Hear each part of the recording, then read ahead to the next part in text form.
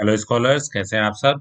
आज की वीडियो में हम आपके क्लास 8 साइंस के chapter number 14 chemical effects of electric current, इस चैप्टर के कीवर्ड्स, एक्सरसाइज इनको कंप्लीट करेंगे। तो चलिए शुरू करते हैं। First keyword is electrode. Electrode क्या है? Electrodes are solid metal conductors used for electric conduction. A positive terminal electrode is called the anode and a negative terminal electrode is called the cathode. Electrode जो भी solid metal conductor हम use करते हैं कहीं भी electric current को conduct कराने के लिए। देखिए यहाँ फिगर में क्या है, एक कार्बन रॉड को यूज किया गया है।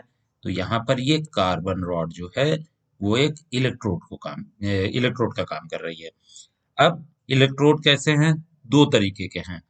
कौन कौन से? जहां पर हम पॉजिटिव टर्मिनल को जिस इलेक्ट्रोड के साथ में टर्मिनेट करते हैं उसको पॉजिटिव को क्या बोलते हैं? एनोड बोलते हैं।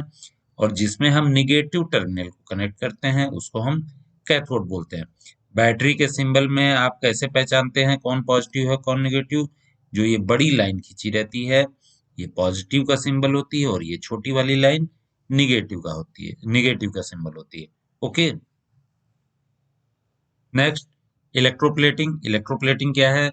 The process of depositing a layer of any desired metal on another material by means of electricity is called electroplating. इसमें क्या करते हैं? इसमें भी हम दो इलेक्ट्रोड यूज करते हैं। सपोज एक इलेक्ट्रोलाइटिक केमिकल लिया, सोल्यूशन लिया और उसके अंदर हमने दो इलेक्ट्रोड डाल दिए।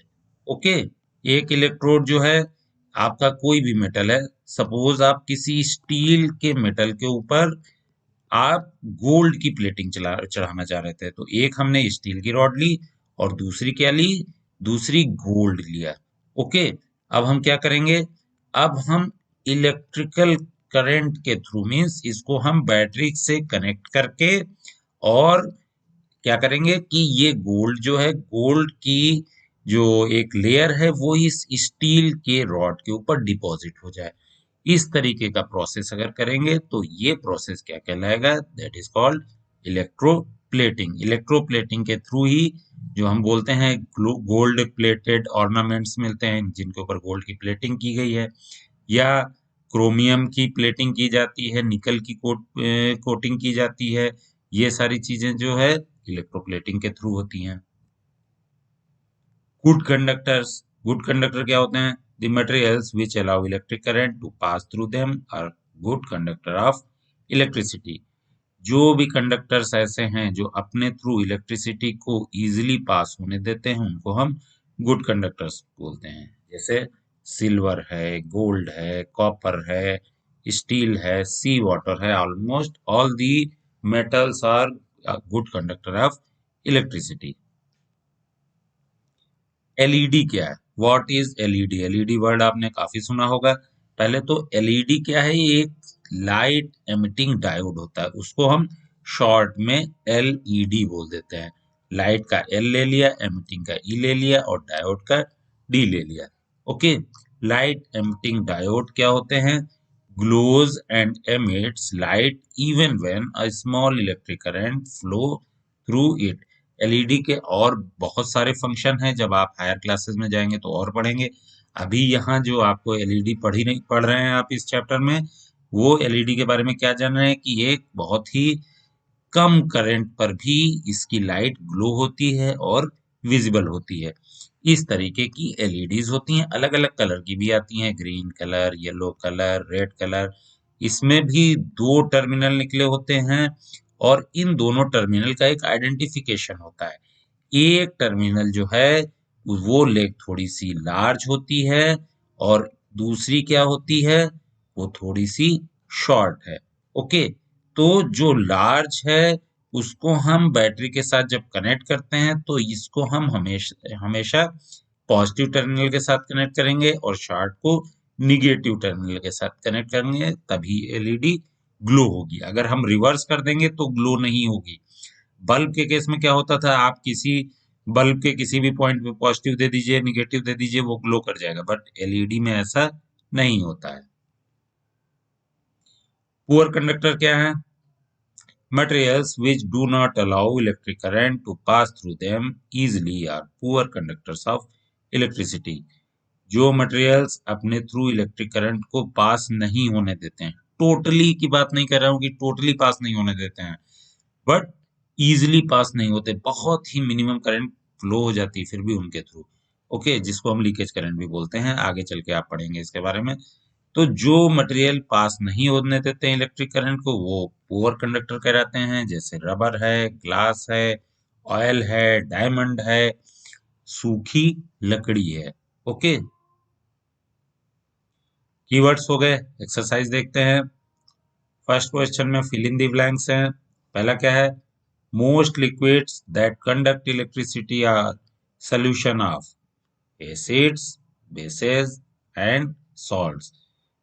जितने भी सॉल्यूशन हैं वो अगर एसिडिक हैं या बेस के सॉल्यूशन हैं या सॉल्ट के सॉल्यूशन हैं तो वो इलेक्ट्रिसिटी के गुड कंडक्टर हैं, उनके थ्रू इलेक्ट्रिसिटी पास हो जाएगी। The passage of an electric current through a solution causes chemical effect. जब किसी सॉल्यूशन के थ्रू इलेक्ट्रिक करंट पास होती है तो उस सॉल्यूशन में एक केमिकल इफेक्ट भी होता है। Okay, if you pass current through copper sulfate solution, copper gets deposited on the plate connected to the which terminal of the battery। जब आप कॉपर सल्फेट के सोल्यूशन में आप इलेक्ट्रिक करंट पास कर रहे हैं और कॉपर डिपॉजिट हो रहा है एक प्लेट पे, तो वो प्लेट किससे कनेक्टेड है बैटरी के? वो निगेटिव टर्मिनल से कनेक्टेड है। आप एक्सरसाइज में देखिएगा, आपने जब चैप्टर रीडिंग किया है तो उसमें आपने देखा कि जब निगेटिव टर्मिनल से जिस आपने प्लेट को कनेक्ट किया था उसी के ऊपर कॉपर डिपॉजिट हो रहा था। The process of depositing a layer of any desired metal on another material by means of electricity is called electroplating। कोई भी एक मटेरियल है उसके ऊपर किसी दूसरे मटेरियल की कोटिंग चढ़ानी है, प्लेटिंग चढ़ानी है, और इलेक्ट्रिसिटी के थ्रू ये प्रोसेस आप कर रहे हैं तो इस प्रोसेस को हम इलेक्ट्रोप्लेटिंग कहते हैं। Question number 2. When the free ends of a tester are dipped into a solution, the magnetic needle shows deflection. Can you explain the reason? Figure के थ्रू पहले समझिए क्या क्वेश्चन कहने जा रहा है। एक टेस्टर आपने बनाया है, किस टाइप का टेस्टर है? जिसमें आपने कंपास यूज किया है और ये जानने के लिए कि जब इस सर्किट के थ्रू करंट फ्लो होगी तो इस कंपास की मैग्नेटिक नीडल डिफ्लेक्ट होगी। अब इसके दोनों फ्री एंड जो हैं, ये फ्री एंड हैं इसके, ओके, उनको एक सोल्यूशन में आप डिप कर रहे हैं और डिफ्लेक्शन शो हो रहा है, तो वो कौन से सोल्यूशन हो सकता है? The magnetic needle of the compass will show deflection when the circuit is complete and the current flowing through it। तो ये जो आपका कंपास है उसकी नीडल कब डिफ्लेक्शन शो करेगी? जब ये सर्किट कंप्लीट होगा। कंप्लीट होगा इन द सेंस इस सोल्यूशन के थ्रू इलेक्ट्रिक करंट पास हो रही है। ओके, इलेक्ट्रिक करंट यहां से होते हुए कंपास नीडल से होते हुए इस सोल्यूशन में आ रही है, फिर सोल्यूशन के थ्रू पास होकर के वापस आपके जो बैटरी का नेगेटिव टर्मिनल है वहां तक पहुंच रही है, मीन सर्किट कंप्लीट हो रहा है। The given solution is a good conductor of electricity, so when the free ends of a tester are dipped in it, the magnetic needle shows deflection। जो सोल्यूशन आपको मिला है वो गुड कंडक्टर है आपके इलेक्ट्रिसिटी का, इसीलिए जब आप इसमें फ्री एंड जो है डाल रहे हैं टेस्टर के तो करंट पास हो रही है और डिफ्लेक्शन आ रहा है नेडल में। Question number 3. Name 3 liquids which when tested in the manner shown in figure may cause the magnetic needle to deflect। Same वही फिगर इस बार भी है, टेस्टर है, मैग्नेटिक आपका कंपास वाला, और ये बोल रहा है कि ये जो सोल्यूशन है ये सोल्यूशन आपका जो है कंडक्टिंग है, मींस आपके नीडल में डिफ्लेक्शन आना है। तो ऐसे कौन कौन से सोल्यूशंस हो सकते हैं, उनके एग्जांपल देने हैं, कोई भी 3 solution. The magnetic needle will show deflection when the solutions used are the good conductor of electricity। सबसे पहले तो मैग्नेटिक नीडल में डिफ्लेक्शन तभी होगा जब ये जो सोल्यूशन आप यूज कर रहे हैं ये गुड कंडक्टर ऑफ इलेक्ट्रिसिटी होना चाहिए। ओके, अब आपको 3 सोल्यूशन देने हैं, तो कौन कौन से solution good conductor of electricity हो सकते हैं? एक तो सलाइन वाटर है, यानी नमक का पानी। दूसरा लेमन जूस है, नमक का पानी हो गया, लेमन जूस हो गया। और vinegar, vinegar can be used as the liquid in this figure. इन तीनों को अगर आप यूज करेंगे तो आपकी मैग्नेटिक नीडल जो है वो डिफ्लेक्शन शो करेगी। Question number 4. The bulb does not glow in the setup shown in figure. List the possible reasons. Explain your answer.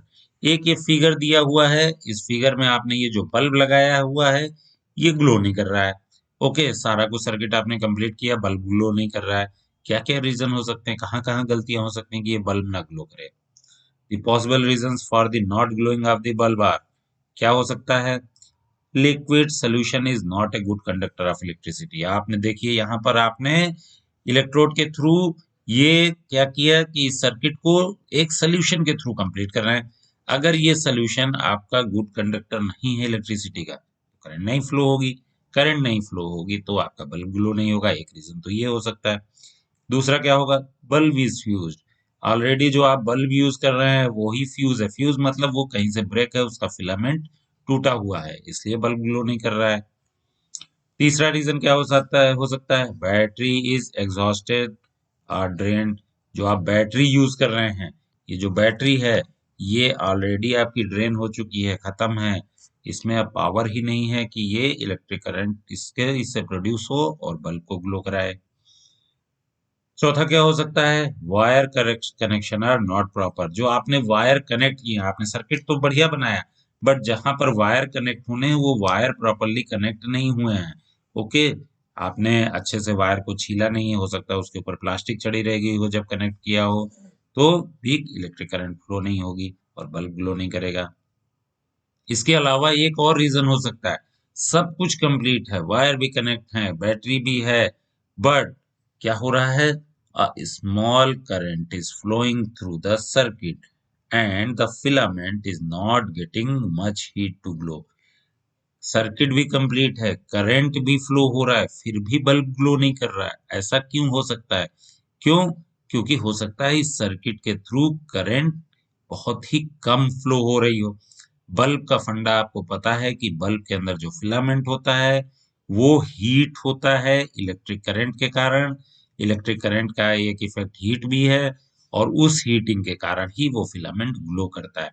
अब करंट ही इतनी कम है कि फिलामेंट हीट ही नहीं हो पा रहा है और वो ग्लो नहीं कर रहा है, इसलिए आपको दिखाई नहीं दे रहा, बल्कि जबकि करंट पास हो रही है, इसलिए भी आपको बल्ब ग्लो होता हुआ नहीं दिखेगा। इस केस में आप क्या कर सकते हैं? इस केस में आप बल्ब को हटा करके यहाँ पर एक कंपास वाला जो आपका टेस्टर था, मैग्नेटिक नीडल वाला, उसको यूज करेंगे तो आपको डिफ्लेक्शन शो होगा। Okay, question number 5. A tester is used to check the conduction of electricity through two liquids labeled A and label B.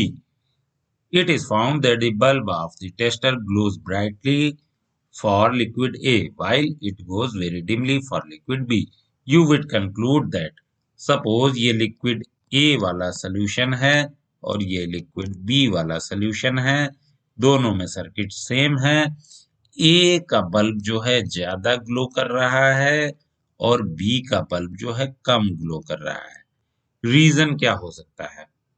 Liquid A is better conductor than liquid B, liquid B is better conductor, both liquid are equally conducting, या conducting properties of liquid can not be compared in this manner. सही option हमारा क्या है? Liquid A is better conductor than liquid B.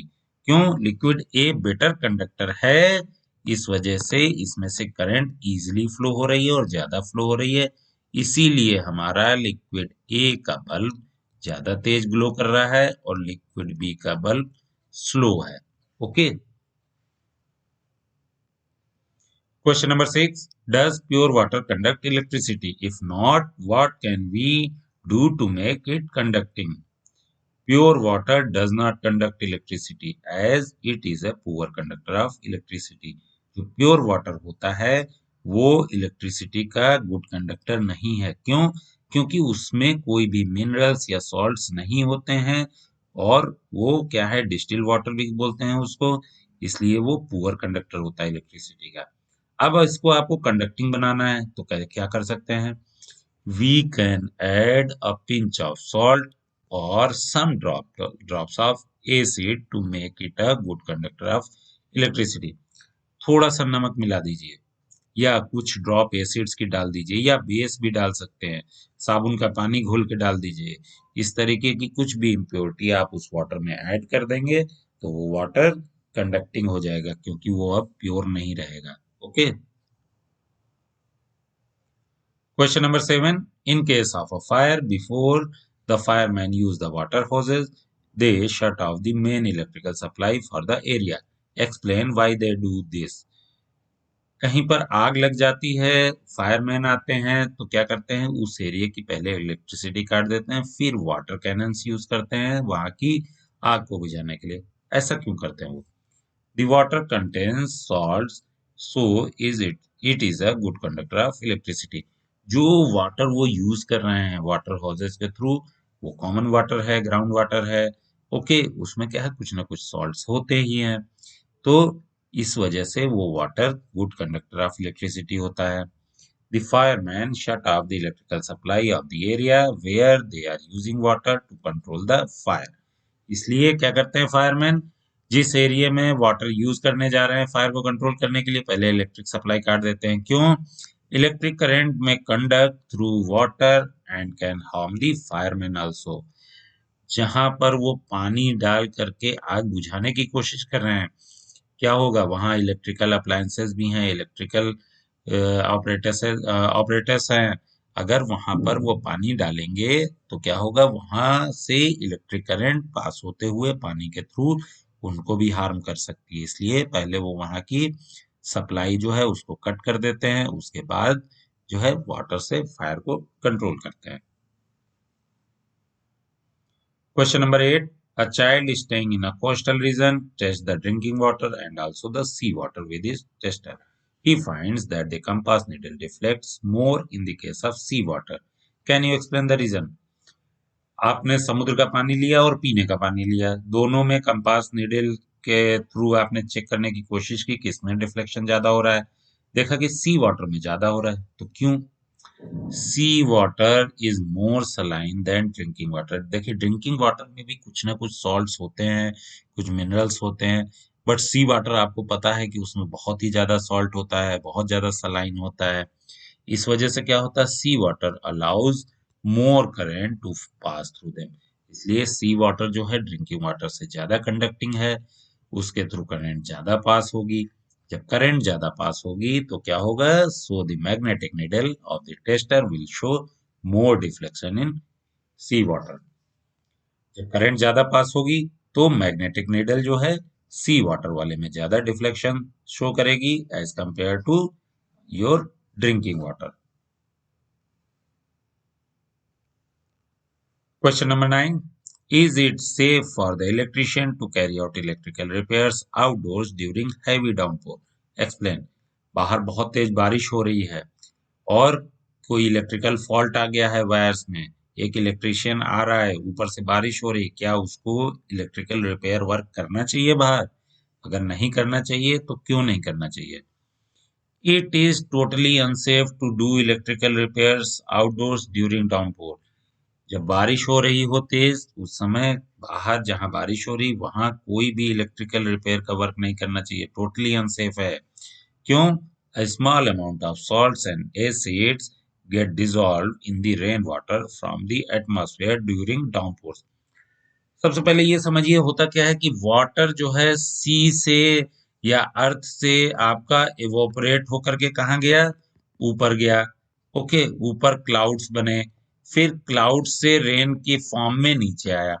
अब आप बोलोगे कि जब क्लाउड्स बने थे तब तो वो एकदम प्योर वाटर होना चाहिए था। क्यों? क्योंकि आपने उसको क्या किया, वो इवोपरेशन के थ्रू गया, कोई सॉल्ट्स तो उसके साथ गए नहीं। इवोपरेशन के थ्रू गया तो प्योर वाटर नीचे आ रहा हो, प्योर वाटर तो गुड कंडक्टर होता नहीं है। फिर क्या दिक्कत है? दिक्कत ये है कि जब ये प्योर वाटर ऊपर से नीचे आ रहा था तब रास्ते में उसको क्या हुआ, एटमॉस्फेरिक एयर मिली।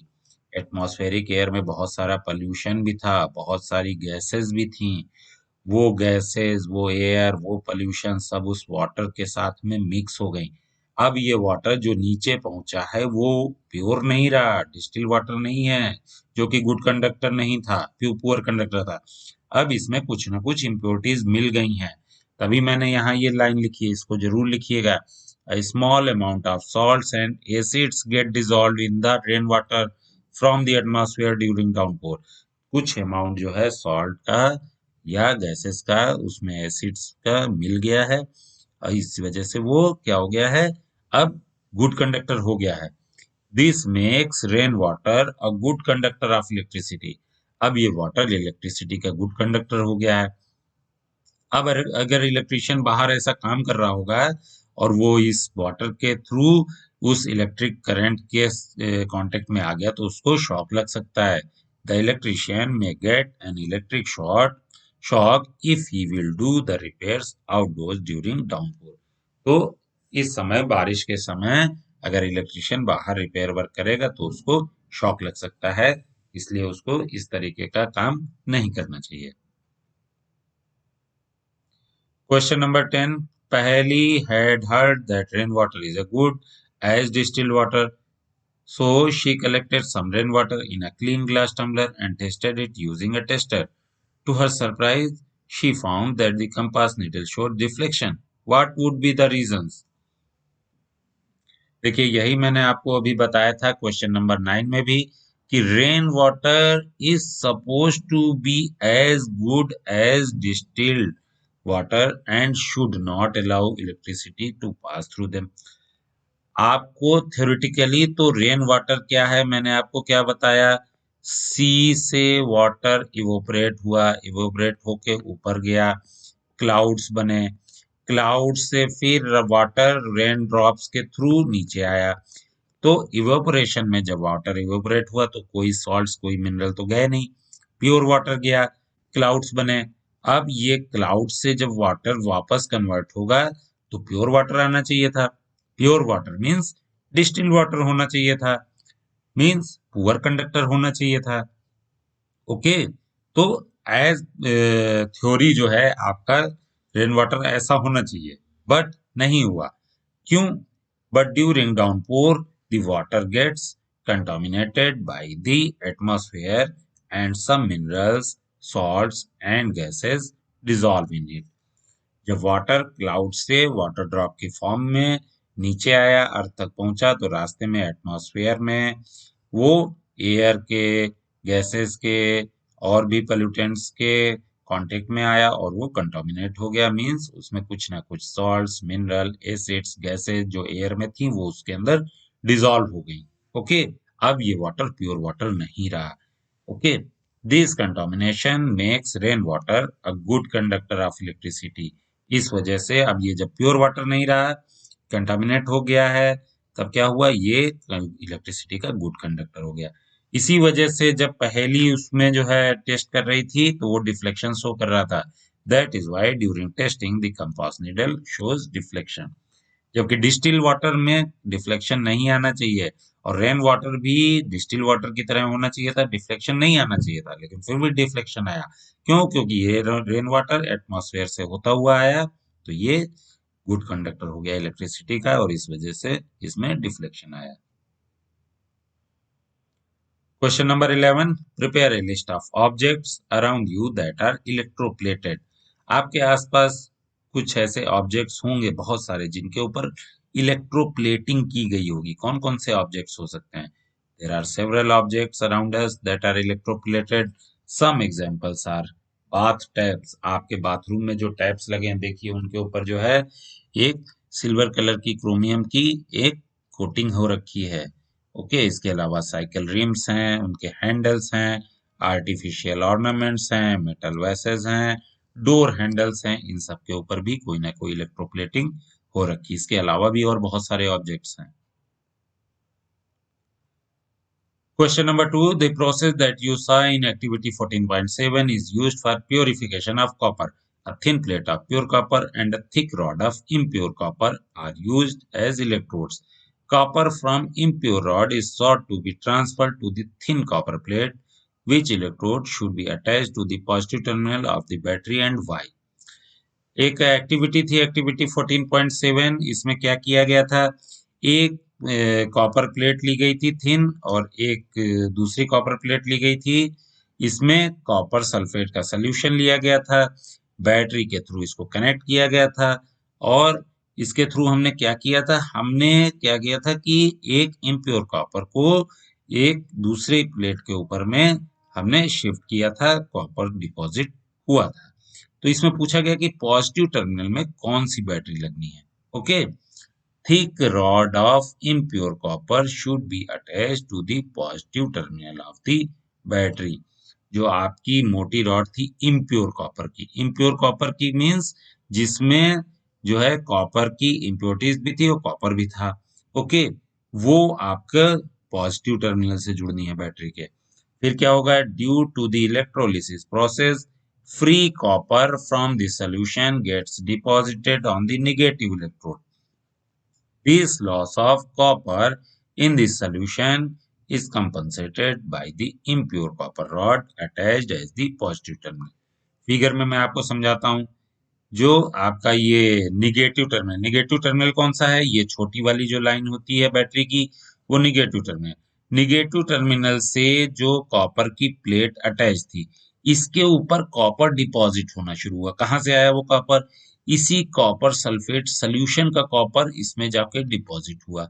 ओके, अब जो कॉपर सल्फेट सोल्यूशन में कॉपर निकल गया, इस कॉपर को कंपनसेट करने के लिए जो ये पॉजिटिव टर्मिनल में थिक मोटी सी रॉड आपने कॉपर की डाली थी, इससे कॉपर निकल के आपके सोल्यूशन में मिक्स होगा और यही कॉपर वापस आपके निगेटिव वाले पे चला जाएगा। तो जो थिक रॉड है, मोटी रॉड है, वो आपको किस पे अटैच करनी है, आपको पॉजिटिव टर्मिनल पे अटैच करनी है।